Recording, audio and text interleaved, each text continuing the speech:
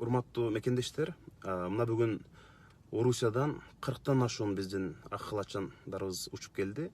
Ошол Кыргызстанга өзүмүн элиме, мекениме келип илдеттен кутулууга көмөк көрсөтөйүн деп келген врачтарга биз абдан чоң чексиз ыраазычылык билдиребиз. Ошол эле учурда интернет булактарында да бир маалымат тарады. Ушул аларды, врачтарды тосуп алуу үчүн Жанар Акаев, Алтынбек Сулайманов сыяктуу депутаттар келмей экен, бирок аэропортко алар келбей калыптыр дегендей маалыматтар тарап, адамдар бизге мындай кат жазып атышат. Ошого мен жооп берип коеюн деп атам да.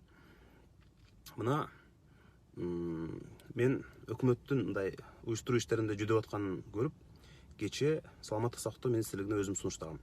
Эгерде силерде мүмкүнчүлүк жок болсо, биз мына буга чейин аймактардан келген 30дан ашуун врачты өзүбүз атайын отелге жайгаштырып, каралашып жардамдашып атабыз. Ошол сыяктуу эле Москвадан келген врачтарды дагы силерде мүмкүнчүлүк болбой атса, биз атайын автобустарды жиберип, гостиница менен камсыздап, мындай бир колубуздан келишинче жардам берели деп бир ак ниет сунушубузду бергенбиз. Бирок мага кечинде Саламаттык сактоо министринин орун басары телефон чалып, жок, биз атайын гараждан автобустарды бөлдүк, жатаканабызды даярдап койдук, сиздер эч кандай убара болбогула.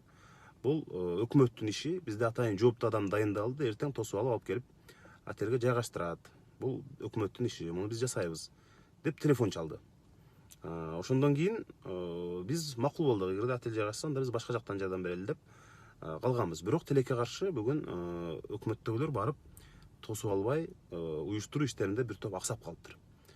Ушундай шалаакылык үчүн мен ошол келген врачтардан кечирим сурайм. Өкмөттүн шалаакылыгы үчүн. Анткени биз мындай өзүнүн жумушун таштап, ушул Кыргызстаныбызга келип, ушу элибизди сактоого жардам берели деп чын ниети менен келген врачтарга мындай мамиле болбош керек.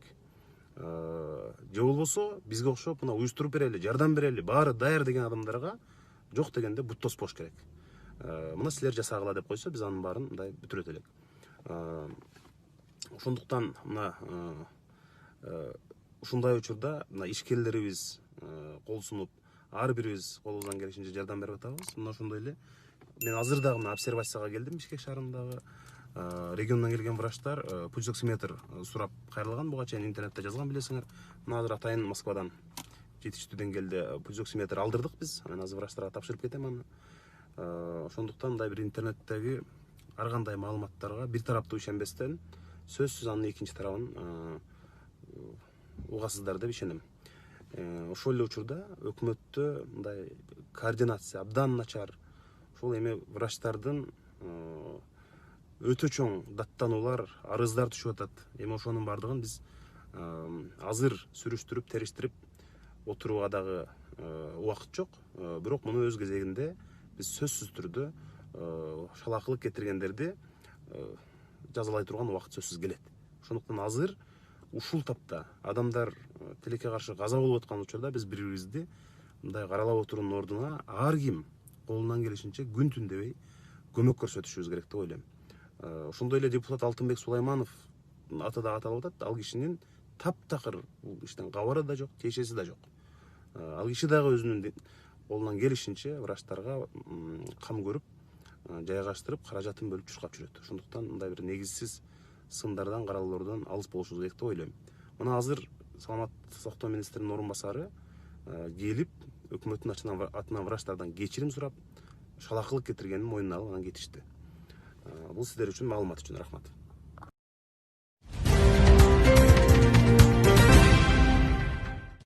Бизгели Чыныбек үчүн кесиптешиңиз Наталья Владимировна шайлоону жылдыруу боюнча демилге көтөрдү. Сиз буга кандай карайсыз? Менин оюмдагы суроону бердим да, мен ушул учурдан пайдаланып, же болбосо силердин канал аркылуу урматтуу президентибиз Сооронбай Шариповичке кайрылып кетейин деп атам да. Урматтуу Сооронбай Шарипович, сиздин бүгүнкү күндө эки гана жолуңуз калды. Биринчи жол бул элиңизди сактап калган эр жүрөк президент катары тарыхта каласыз. Экинчиси бийлигин сактап калган суу жүрөк президент катары тарыхта каласыз. Дегеним, сиз азыр пандемияны тындырышыңыз керек дагы, парламенттик шайлоону жылдырышыңыз керек. Бул биринчи жолуңуз. Жок, болбосо бийлигиңизди сактап калыңыз, анда шайлоону кылыңыз, анда элиңизди кырыңыз. Башка жол жок. Башка жол жок. Сооронбай шаар, сиз мени жакшы билесиз. Экинчи мен сизге кайрыла турган нерсем бул мындай. Сиз азыр бүтүндөй бийликти колуңузга алыңыз, жоопкерчиликти мойнуңузга алыңыз. Азыркы биздин жогорку кеңештин дөөлөтү жок, жогорку кеңештин мөөнөтү да жок калды. Контрагыбыз да жок, антрагыбыз эле калды. Өкмөтүңүздүн көрүп атасыз, өлүмтүк өкмөтүңүздүн мындай эл алдындагы ишенимди деле калбай калды. Андыктан убактылуу өкмөттүн убагындай кылып эле бардык бийликти бир колго алыңыз дагы, эртеңки күнгө өзүңүз жооп бере турган жоопкерчиликти алып бийликти колго алыңыз. Ошондо сиз тарыхта каласыз, элин сактап калган падыша катары. Жок, эгер шайлоону өткөрө, парламенттик шайлоо мөөнөтү өтүш керек, мен мыйзамды сактап калам десеңиз, анда сиз эртең өзүңүз сактап кала албай каласыз. Бул мен көргөн чындык. Сизге кандай кылып чындык жетип жатат? Туура, мыйзамдын талабы башка, бирок ыймандын талабы башка да. Мыйзам боюнча шайлоону жылдырганга болбойт. Бирок мыйзамдан жогоркусу кодекс, кодекстен конституциялык мыйзам, анан баш мыйзам. Бул азыркы өтө турган шайлоолор бизде конституциялык мыйзам негизинде өтөт. Андыктан аны бузганга сиздин мүмкүнчүлүгүңүз жок. Бирок кандай гана мыйзам болбосун, ал адамдын өмүрүн сактап калганга да, адамдын өлүмүн кылганга иштебейт да. Андыктан бул ыймандын талабы. Андыктан кандай болгон күндө дагы парламенттик шайлоону жылдырышыңыз керек. Эң ириде бул элиңизди сактап калып, пандемияны, пневмонияны токтотуп калышыңыз керек. Бул сиздин эң негизги эл алдындагы милдетиңиз. Эртең эл бир гана сизден сурабайт. Парламенттен сурабайт, правительстводон сурабайт, бир гана сизден сурайт. Өзүңүз жооп берип каласыз. Өкмөт тууралуу кеп козгодуңуз. Өкмөттүн азыр пандемияга каршы күрөшүн.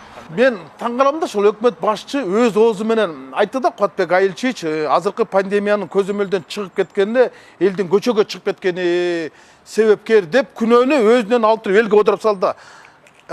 Куатбек Айылчиевич, бул эркектик эмес. Өкмөттү Абылгазиев башкарды, штабты сиз башкардыңыз. Саламаттык сактоо министри Коспо Чолпон баштым. Мына үчөөңөрдү шала кылыңардан көзөмөлдөн чыгып кетип, эл буга келди. Билесизби, мен 2 ай мурун айткам. Мартта айткан болчумун. Вирус бар. Вирустун артында минус бар. Минустун артында чоң саясат бар деген болчумун. Вирусту көрдүкпү? Көрдүк. Бюджеттеги минусту көрдүкпү? 30 миллиард көрдүк.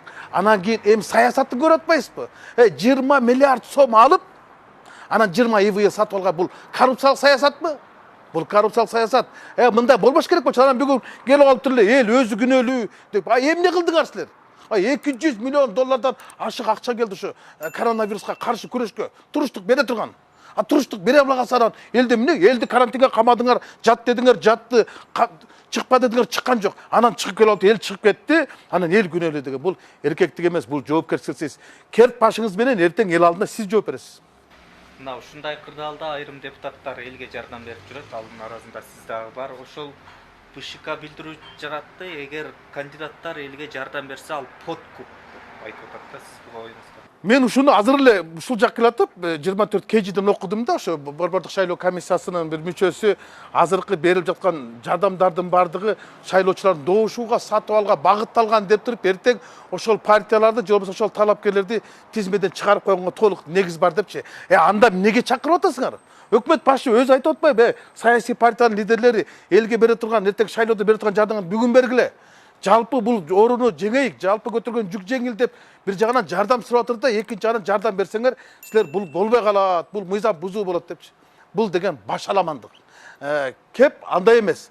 Азыр бир дагы партия каттала элек, бир дагы талапкер тактала элек. Анан аларга баягы добушун сатып алуу, добуш сатып алуу болот. Бирок бүгүн эмес, ал эртең болот. Эртең болот, шайлоонун убагында болот. Кимдер сатып аларын ал эл өзү эле таап алат.